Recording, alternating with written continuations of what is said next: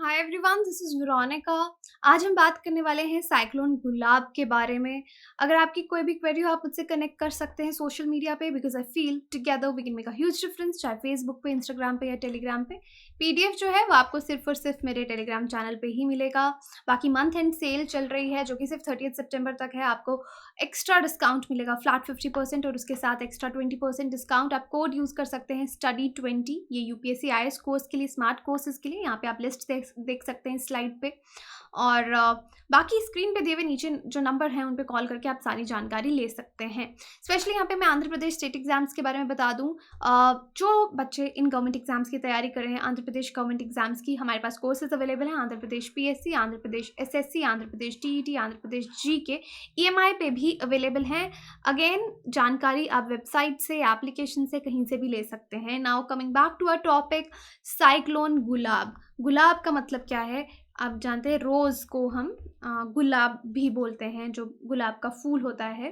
अब साइक्लोन गुलाब जो है, इसके नेमिंग पे हम आएंगे, उससे पहले इसकी बात करते हैं। फाइनली इसका लैंडफॉल जो है कलिंगापट्टनम में हो चुका है और बहुत ही डिस्ट्रक्शन, नॉर्थ कोस्टल डिस्ट्रिक्ट्स जो है आंध्र प्रदेश के, वहाँ पे बहुत ही डिस्ट्रक्शन हुई है। यहाँ पे जो नॉर्मल लाइफ है आपकी बहुत बुरी तरह से प्रभावित हुई है इस साइक्लोन की वजह से।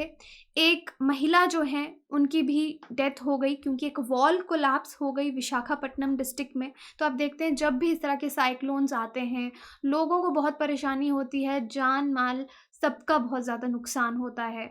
अब जो आपका ये एरिया है विजयनगरम डिस्ट्रिक्ट, यहाँ पे जो क्रॉप्स हैं वो बहुत बुरी तरह डैमेज हो गए हैं। 13,413 हेक्टेयर्स का जो एरिया है वो बर्बाद हो गया है। तो आप यहाँ पे देख सकते हैं किसी की जान गई है, घर टूटा है क्योंकि वॉल तभी कोलैप्स होगी। फिर कुछ एरिया है जहाँ पे आपके क्रॉप्स जो हैं वो भी डैमेज हो गए हैं। ये न्यूज़ आप देख सकते हैं। Cyclone gulab leaves a trail of destruction in north coastal Andhra. तो यहाँ पे पिक्चर में आप देख सकते हैं कि कैसे कैसे इसने लैंडफॉल किया है। ये जो साइक्लोन है किस तरफ, कहाँ पे ओरिजिनेट हुआ और कैसे मूव किया है। जो साइक्लोनिक स्टॉर्म है गुलाब, इसका अगर आप देखेंगे सेंटर्ड कहाँ पे था, over Bay of Bengal, about 330 kilometre east south east of Odisha, Gopalpur and 400 kilometre east of Kalingapatnam in Andhra Pradesh. तो यहाँ पे आप देख सकते हैं कि इसका सेंटर कहाँ पे हुआ। अब स्टॉर्म को एक्सपेक्ट कर रहे थे कि ये मूव करेगा वेस्टवर्ड्स और क्रॉस करेगा नॉर्थ आंध्र प्रदेश और साउथ उड़ीसा कोस्ट को बिटवीन कलिंगपट्टनम एंड गोपालपुर। ये अनुमान जो है पहले लगाए गए थे जिस टाइम इसका सेंटर देखा गया था कि साइक्लोन आने वाला है। उड़ीसा गवर्नमेंट ने अपने 7 डिस्ट्रिक्ट्स को हाई अलर्ट पे डाला गया था। आईएमडी ने भी प्रिडिक्ट किया था कि ये जो फॉर्मेशन है साइक्लोनिक स्टॉर्म की, ये बे ऑफ बंगाल के ऊपर होगी। ये पहले भी प्रिडिक्ट कर दिया गया था।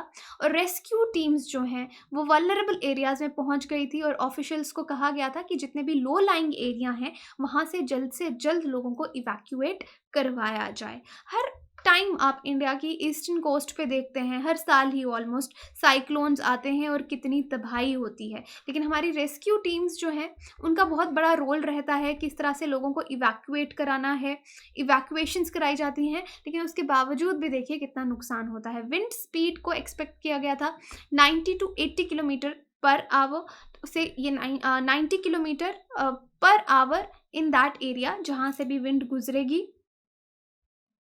70 to 80 कहा गया, 90 तक भी जा सकता है। ये सब पहले की प्रिडिक्शंस भी थी इनकी। ऑरेंज अलर्ट इशू किया था आईएमडी ने और मॉडरेट रेनफॉल जो है वो कहा था कि heavy to very heavy falls कुछ एरिया में और एक्सट्रीमली हैवी फॉल्स हो सकती हैं over south Odisha and north coastal Andhra Pradesh. और वैसे यही प्रिडिक्शंस हमने देखी, सही भी हुई।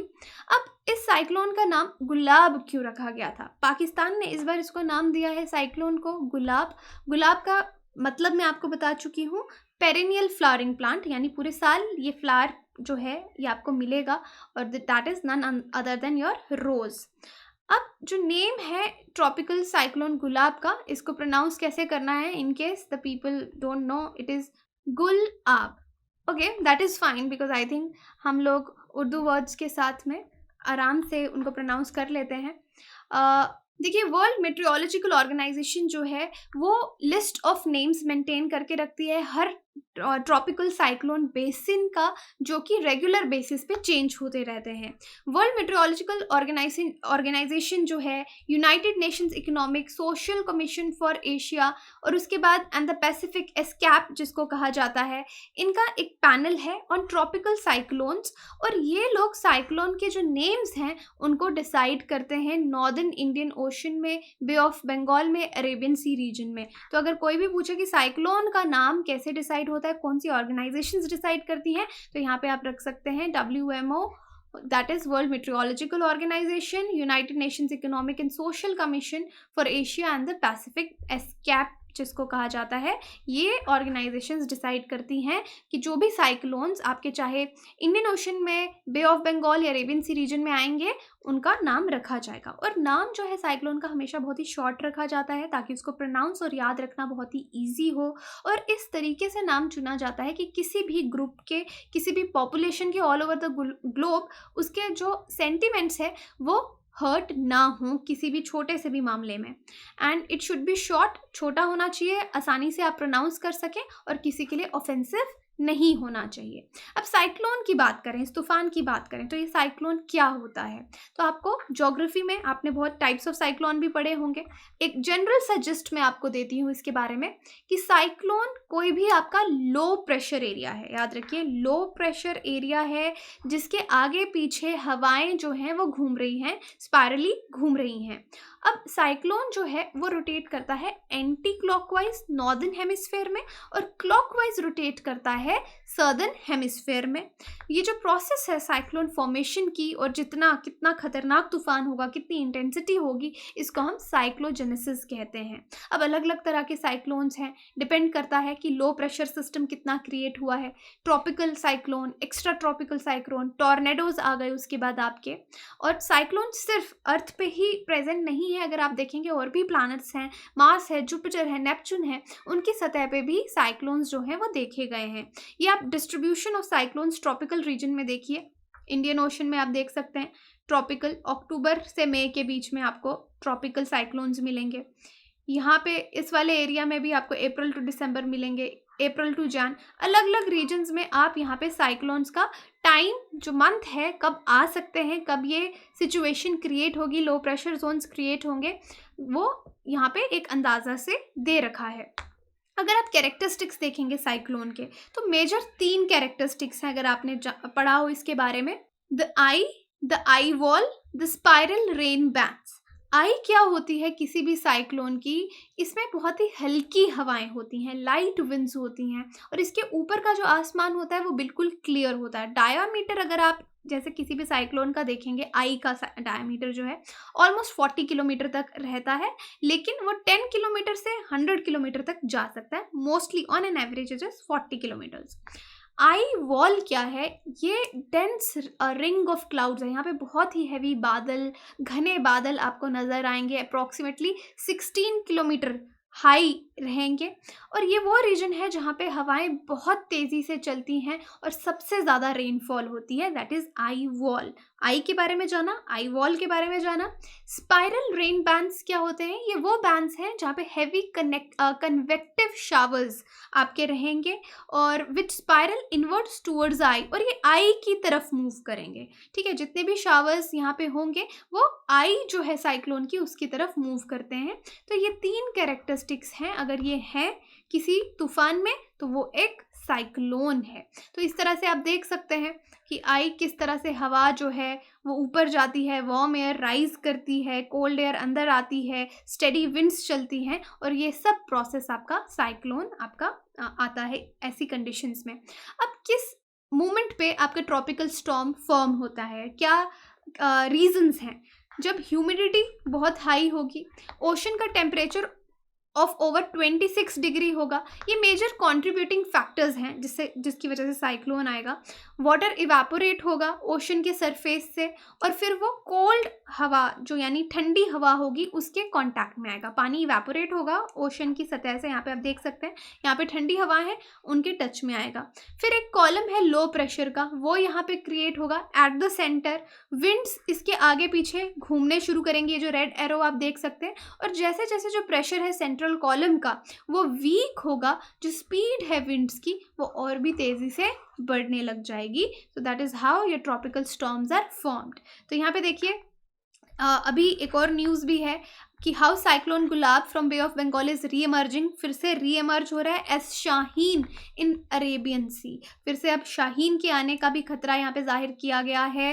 It is the remnant of cyclone Gulab that are likely to result in heavy to very heavy rainfalls in parts of Gujarat में भी कहा गया है नेक्स्ट 48 आवर्स में। और ये री एमर्ज हो रहा है शाहीन।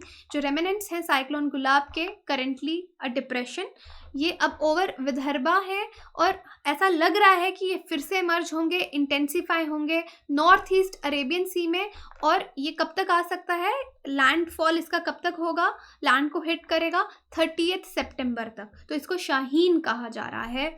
और one of the biggest reason for the cyclones remnants to gain energy is availability of moisture. देखिए जब भी लैंडफॉल होता है किसी साइक्लोन का तो लैंड पे जाते जाते वो कम होता जाता है, लेकिन अगर कोई साइक्लोन फिर से रीइमर्ज कर रहा है, फिर से बन रहा है, तो उसका रीज़न है कि उसको पानी मिल रहा है, उसको मॉइस्चर मिल रहा है। तो तभी मैंने आपको कहा जब हाई ह्यूमिडिटी होगी साइक्लोन के ज़्यादा चांसेस हैं, रीइमर्ज होने की भी ज़्यादा चांसेस हैं। तो यही चीज़ यहाँ पे देखी जा रही है कि इसको मॉइस्चर फिर से मिल रहा है हवा में, जैसे जैसे इसने अपना लैंड क्रॉस किया है तेलंगाना से। तो री इंटेंसिफाइंग साइक्लोन्स, क्या ये एक कॉमन फिनोमेना है, आगे भी होता है। री इंटेंसिफाइंग साइक्लोन एक कॉमन फिनोमेना नहीं है, हमेशा ऐसा नहीं होता, लेकिन इंडिया में कुछ लास्ट कपल ऑफ ईयर्स से हमने इसको नोटिस किया है। The most notable such instance of cyclone Gaza, जो साइक्लोन गाजा आया था उस टाइम पे आपने ये नोट किया होगा, ये बे ऑफ बंगाल में बना था इन नवंबर 2018। फिर ये कहाँ गया, तमिलनाडु की तरफ गया, तमिलनाडु की कोस्ट की तरफ गया, और फिर से इसने एनर्जी रीगेन की और it emerge over central Kerala coast. फिर हमको ये केरला कोस्ट पे दिखा। तो एक ब्रॉड रीज़न इसका यही है कि क्लाइमेट चेंज हो रहा है, एक बड़ा क्लाइमेट चेंज का फैक्टर है। इस तरह के तूफान आ रहे हैं और फिर से रीइमर्ज हो रहे हैं, और रीइमर्ज होना इज़ नॉट कॉमन। तो ये सब का रीज़न फैक्टर क्लाइमेट चेंज है, be it in the west coast or the east coast. It depends on other factors like colder and hotter air from sea level as well. Climate change के साथ साथ हमेशा हवा में कितना moisture है उस पर भी डिपेंड करता है, लेकिन उसके साथ साथ हवा कितनी ठंडी है या कितनी गर्म है, सी लेवल से जो हवा आ रही है उस पर भी डिपेंड करता है कि कितनी एनर्जी ये रीगेन करेगा। ये देखिए cyclone Yaas to hit West Bengal Odisha coast by May 26, ये पुराना इस साल का आपने देखा था, ऑलरेडी साइक्लोन यास आया था। साइक्लोन टोकटे आपने ये गुजरात में देखा।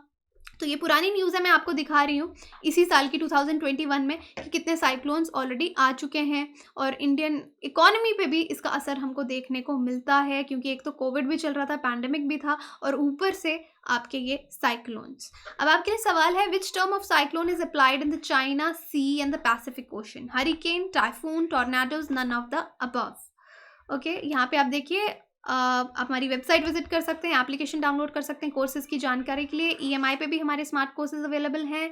नीचे जो नंबर आपको दिख रहा है आप कॉल करके उन पर जानकारी ले सकते हैं। Thank you so much.